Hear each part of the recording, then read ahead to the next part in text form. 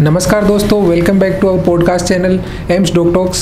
मैं हूं doctor Vikas Daka, senior resident in department of psychiatry at AIIMS Jodhpur. आज हम बात करेंगे एक ऐसी हेल्थ कंडीशन के बारे में जो बहुत ही कॉमन है, इसके साथ साथ ही बहुत ही इग्नोर्ड है। बहुत से लोगों का इसका पता बहुत लेट स्टेज में जाके लगता है और पता लगने के बावजूद भी बहुत सारे लोग इसके ट्रीटमेंट को डिले करते हैं। जी हाँ, मैं बात कर रहा हूँ हाइपरटेंशन की, जिसको आम भाषा में उच्च रक्तचाप या हाई ब्लड प्रेशर के नाम से भी जाना जाता है।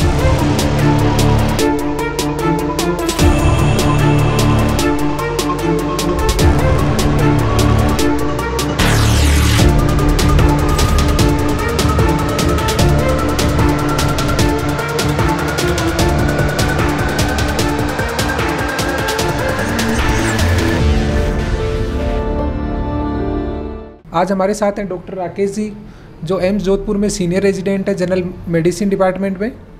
आज हम राकेश जी से जानेंगे कि हाइपरटेंशन क्या होता है, हाइपरटेंशन के कारण क्या क्या होते हैं, हाइपरटेंशन को अपन दूर करने के लिए डाइट में क्या क्या चेंजेस करने चाहिए, इसके साथ साथ ही अपने को कौन कौन सी दवाइयाँ लेनी चाहिए, दवाइयों के क्या दुष्प्रभाव होते हैं। इन सब चीज़ों के बारे में आज राकेश जी से डिस्कस करेंगे।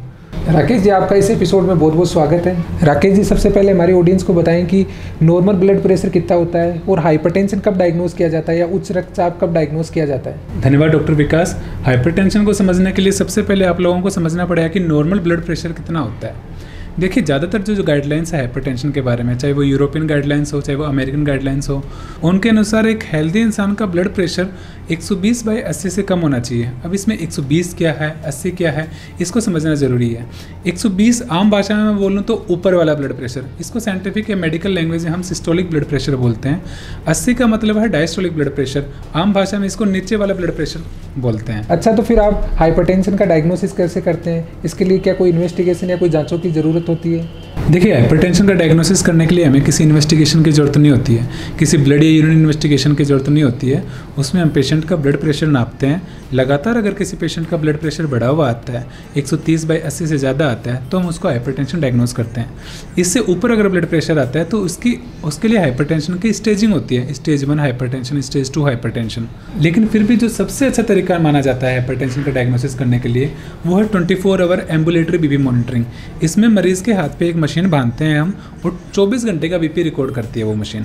उस 24 घंटे का हम एवरेज निकालते हैं, और वो एवरेज अगर हाइपरटेंशन की रेंज में है तो निश्चित तौर पर उस पेशेंट को हाइपरटेंशन की शिकायत है। आजकल ये देखने को आता है कि बहुत सारे लोग अपने घर पे बीपी नापने का इंस्ट्रूमेंट रखते हैं। तो आप हमें ये बताएं कि बीपी नापते टाइम हमें किन किन चीज़ों की सावधानियाँ रखनी चाहिए, जिससे कि हमारा बीपी एक अच्छे से रिकॉर्ड हो और कोई फॉल्स रीडिंग ना आए। जी हाँ, मार्केट में आजकल बीपी नापने की बहुत सारी मशीन्स अवेलेबल हैं, जिनको अपन डिजिटल मैनोमीटर्स के नाम से जानते हैं। इन मैनोमीटर्स की एक्यूरेसी मैनुअल बीपी रिकॉर्डिंग जितनी तो नहीं होती, लेकिन एक रीजनेबल एक्यूरेसी होती है। तो हाँ, घर पे आप इनका इस्तेमाल कर सकते हैं। लेकिन जब भी आप लोग घर पे अपना बीपी नापते हैं तो कुछ सावधानियां हैं जो आपको बरतनी चाहिए।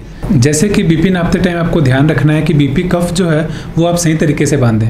वो ना तो ज़्यादा टाइट होना चाहिए, ना ही ज़्यादा ढीला होना चाहिए। दूसरा, बीपी आप उस वक्त नापें जब आपको किसी तरह का शारीरिक या फिर मानसिक तनाव ना हो। शारीरिक तनाव से मेरा मतलब है कि चल के ना आए हों, दौड़ के ना आए हों, कोई फिजिकल एक्टिविटी उस टाइम पे ना की हो। मानसिक तनाव से मेरा मतलब है उस वक्त आपको किसी तरह की कोई एंजाइटी ना हो, किसी से लड़ाई झगड़ा नहीं हुआ हो और आप एकदम रिलैक्स मूड में हो। तीसरा, चाय, कॉफ़ी या खाना खाने के तुरंत बाद बीपी ना नापें। कम से कम भी 30 से 40 मिनट का गैप रखें।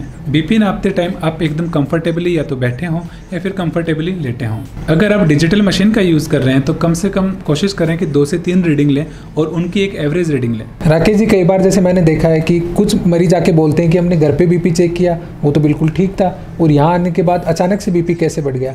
ऐसा क्यों होता है? देखिए, मेडिकल टर्म में इसको वाइट कोट हाइपरटेंशन बोलते हैं। ये ज़्यादातर उन मरीजों में देखने को मिलता है जिनके थोड़े एंजाइटी इश्यूज़ होते हैं।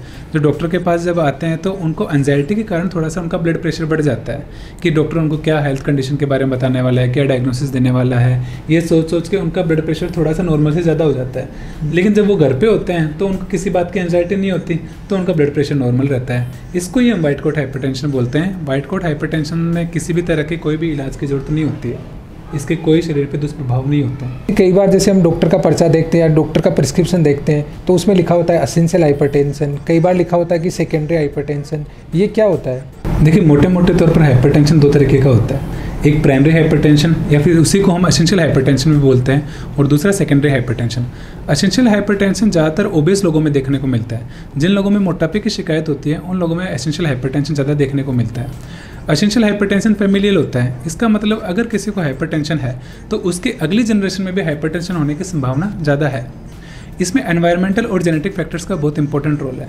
वहीं अगर हम सेकेंडरी हाइपरटेंशन की बात करें तो सेकेंडरी हाइपरटेंशन में कुछ ना कुछ अंडरलाइंग कॉज होता है जिसकी वजह से आपको हाइपरटेंशन हो रहा है।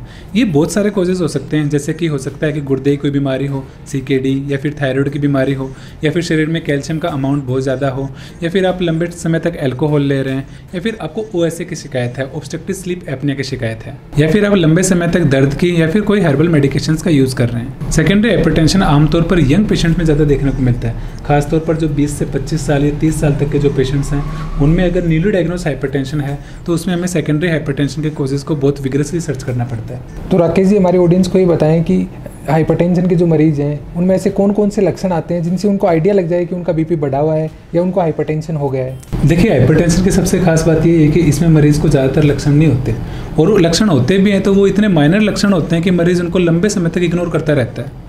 और जब धीरे धीरे BP बहुत ज़्यादा बढ़ जाता है तो बहुत सारे मरीज़ हाइपरटेंशन के कॉम्प्लिकेशंस के साथ हमारे पास प्रेजेंट करते हैं, जैसे कि हार्ट फेलियर, हार्ट अटैक, या फिर गुर्दे की बीमारी, या फिर लकवा। इन सब के साथ मरीज़ हमारे पास प्रेजेंट कर सकता है। जैसा कि आपने बताया कि हाइपरटेंशन का अपने को जल्दी पता नहीं लग पाता, मरीज़ को बहुत लेट पता लगता है, तो एक आम इंसान को ऐसा क्या करना चाहिए कि उसको टाइम रहते अपने हाइपरटेंशन का या अपनी BP का पता लग सके कि उनका BP बढ़ा हुआ है या नॉर्मल है? देखिए, इसका सबसे आसान तरीका है कि आप नियमित तौर पर अपना ब्लड प्रेशर नापें। वो आप घर पे भी नाप सकते हैं। घर पे अगर सुविधा नहीं है तो आप आसपास किसी भी हेल्थ सेंटर पे जाके अपना ब्लड प्रेशर रेगुलर मॉनिटरिंग करवाएं। रेगुलर का मतलब ये नहीं कि आपको डेली BP चेक करना है, लेकिन कोशिश करें कि कम से कम 2-3 महीने में तो आप एक बार अपना ब्लड प्रेशर जरूर चेक करवाएं। जैसा कि हम लोगों ने जाना कि हाइपरटेंशन के कारण बहुत सारे कॉम्प्लिकेशंस हो सकते हैं, ये आपके लिए लाइफ थ्रेटनिंग भी हो सकता है, आपकी जान भी जा सकती है। आप हमें ये बताइए कि हाइपरटेंशन के मरीजों को किन किन चीज़ों का ध्यान रखना चाहिए, उनको लाइफ स्टाइल में क्या क्या चेंजेस करने चाहिए? देखिए, सबसे पहले तो आप अपने BP की दवाइयाँ नियमित तौर पर लें, कोशिश करें कि एक भी डोज मिस ना हो पाए। दूसरा, रेगुलर BP मॉनिटरिंग करें, और कोशिश करें कि हेल्दी लाइफस्टाइल और हेल्दी डाइट को अपनाएं।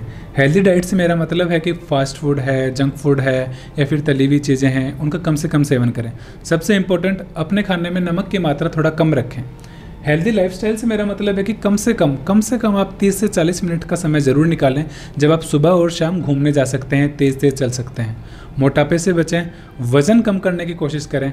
अगर आप 8 से 10% भी अपना वज़न कम करते हैं 3 से 4 महीने या 5 महीने में, तो इससे आपके BP में बहुत अच्छा कंट्रोल आता है। और किसी भी तरह के मेंटल स्ट्रेस से बचें, इसके लिए आप नियमित तौर पर योगा कर सकते हैं, मेडिटेशन कर सकते हैं। दोस्तों, मैं आपको यहाँ पे एक चीज़ बताना चाहूँगा, जो हाइपरटेंशन के मरीज़ हैं उनको ऐसे नहीं है कि आपको नमक का सेवन बिल्कुल बंद करना है। बिल्कुल बंद करने के भी बहुत सारे नुकसान होते हैं।